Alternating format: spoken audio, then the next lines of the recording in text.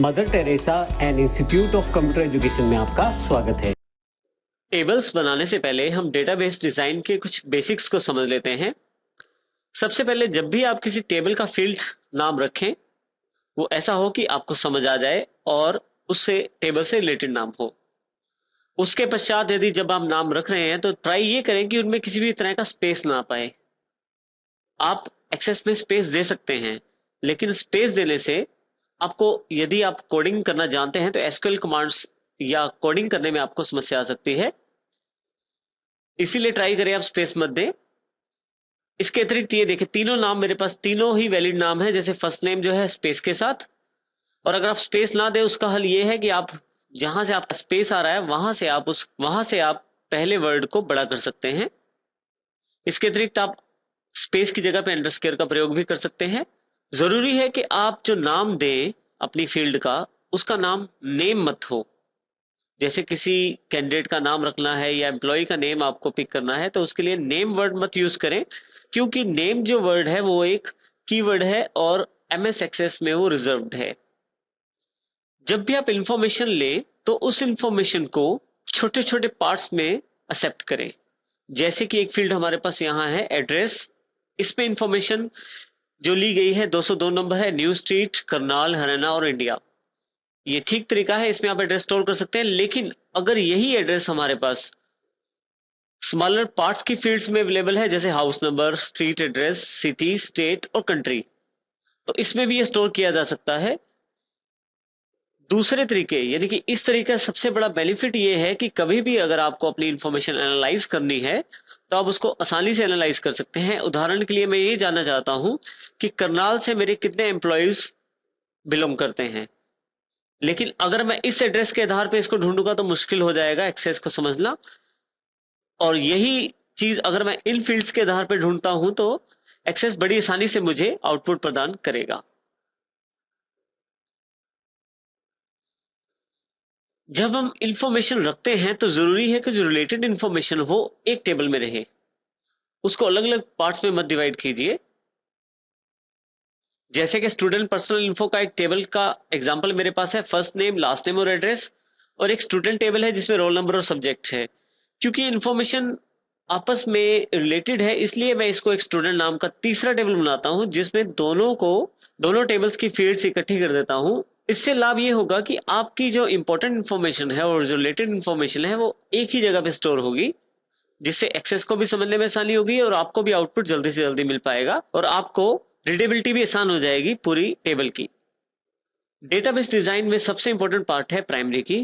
Primary की उस field को कहते हैं जो फील्ड आपकी सभी रोज को डिफरेंशिएट करे। प्राइमरी की खास बात यह है कि आप इसमें किसी भी वैल्यू को रिपीट नहीं कर सकते और उसकी सेल वैल्यू को खाली भी नहीं छोड़ सकते। यदि आप यहां ध्यान दें तो मेरे पास टेबल है, इस टेबल में रोल नंबर, फर्स्ट नेम और लास्ट नेम तीन फील्ड अवेलेबल हैं, जिसमें मेरे पास जो क्लास में दो बच्चे हैं अमित नाम के और दोनों का लास्ट नेम कुमार है। अगर मैं रोल नंबर यहाँ यानी कि प्राइमरी की ना लगाऊं तो मेरे लिए मुश्किल हो जाएगा कि कौन सा अमित है जिससे मैं बात करना चाहता हूं या कौन सा अमित है जिसके बारे में मैं बात कर रहा हूं, जबकि रोल नंबर से स्पेसिफाई करना आसान हो जाता है। इसलिए प्राइमरी की जरूरी है यहाँ पे देनी।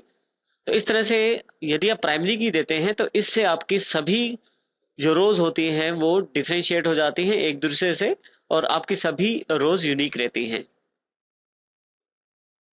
हमारे पास एक टेबल है जिसमें सेल दिखाई गई है मार्च मंथ की, जिसमें प्रोडक्ट आईडी, प्रोडक्ट का नाम, कितनी सेल हुई, किस डीलर को माल बेचा गया और डीलर कौन से शहर से बिलोंग करता है। ये इंफॉर्मेशन मेरे पास इस टेबल में स्टोर है।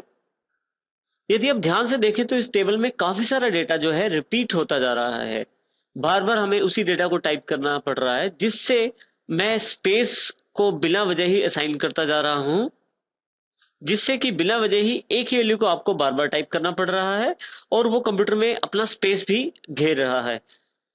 जैसे कि उदाहरण के तौर पे जो प्रोडक्ट आईडी 1001 है, 1001 है, उसमें प्रोडक्ट का नाम शुगर है और उसकी सेल है 2000 रुपए की, जिसमें डीलर टीबीजेड एंड कंपनी को हमने दिल्ली में माल बेचा है। यदि आप ध्यान दें तो जैसे ही जो 1000 टू 1002 नंबर का प्रोडक्ट आईडी घी भेजता हूं जब मैं, तो वो टीबीजेड कंपनी का डेटा मुझे दोबारा फिल करना पड़ता है, साथ ही उसका शहर भी दोबारा फिल करना पड़ता है। इसी तरह से यदि मैं ध्यान दूं तो मेरे पास यहाँ केन एंड कंपनी है करनाल की, ये भी बार बार मुझे इसका डेटा भरना पड़ता है। तो जब भी मैं इसको माल बेचता हूं तो इसकी इंफॉर्मेशन मुझे यहाँ भरनी पड़ती है। इसके अतिरिक्त अगर यहाँ भी आप देखें तो मुझे जब भी सेल होती है शुगर की तो शुगर लिखना जरूरी हो जाता है, और जितनी बार मुझे सेल करनी पड़ेगी हर बार मुझे शुगर वर्ड का यूज करना पड़ेगा। तो बिना वजह मुझे हर एक डेटा को रिपीट करना पड़ रहा है। ऐसी समस्या से बचने के लिए हम रिपीटेड डेटा को अलग टेबल्स में स्टोर करके रख सकते हैं। यहाँ एक समस्या और भी आती है। मान लीजिए मुझे किसी रिकॉर्ड को अपडेट करना है, तो उसके लिए मुझे हर एक जगह चेंजेस करना पड़ेगा, हर एक जगह चेंज करना पड़ेगा। जितनी बार भी वो रिकॉर्ड आया है और जितनी बार वो रिकॉर्ड रिपीट हुआ है, मुझे हर बार उसमें बदलाव करना पड़ेगा। मान लीजिए टीबी जेड एंड कंपनी अपना जो शहर है वहां से डिस्ट्रीब्यूटरशिप बदल के किसी दूसरे शहर में दे देती है और वहां भी माल हमसे परचेज करती है।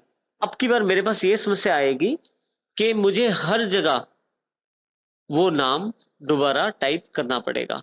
मान लीजिए दिल्ली से शहर बदल के राजपुरा हो जाता है, तो मुझे यहाँ पहले ही जहां एंट्री में, उसके पश्चात टीवीजेड कंपनी की यहाँ एंट्री पे, और उसके अलावा जहां जहां भी ये एंट्री दोबारा हुई है मुझे हर जगह जाके राजपुरा टाइप करना पड़ेगा, जो कि टाइम कंज्यूमिंग प्रोसेस है और जिससे समस्याएं भी आएंगी।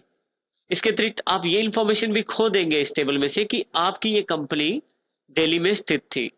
तो इस तरह से कुछ समस्याएं आपके पास आती हैं। इसके अलावा यदि आप इस रिकॉर्ड को डिलीट करना चाहते हैं, किसी रिकॉर्ड को, मान लीजिए मैं इस 1002 प्रोडक्ट आईडी जो है इसको डिलीट करना चाहता हूं, जिसमें घी की इंफॉर्मेशन स्टोर है, ना चाहते हुए भी आपको केन एंड कंपनी करनाल की इंफॉर्मेशन भी साथ में डिलीट करनी पड़ेगी, अदरवाइज ये रिकॉर्ड आपका डिलीट नहीं हो पाएगा।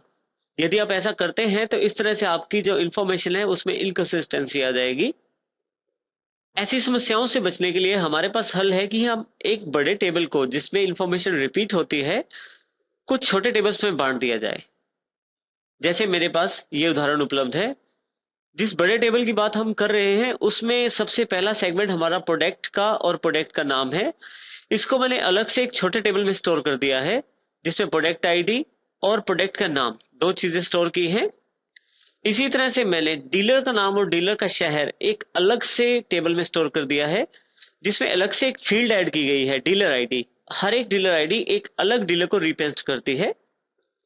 और इसी के आधार पर यदि आप देखें तो एक तीसरा टेबल भी बनाया गया है जो सेल को रिप्रेजेंट करता है, जिसमें बिल नंबर, यानी कि जो सेल की गई है जिस बिल नंबर से, उसके अलावा सेल कितनी की गई है। और यहाँ पे हमने फॉरेन की कॉन्सेप्ट पढ़ा है, बिल्कुल उसी कॉन्सेप्ट का प्रयोग करते हुए प्रोडक्ट आईडी को यहाँ प्रयोग किया गया है, जिससे ये वाला टेबल इस वाले टेबल से रिलेट हो जाएगा।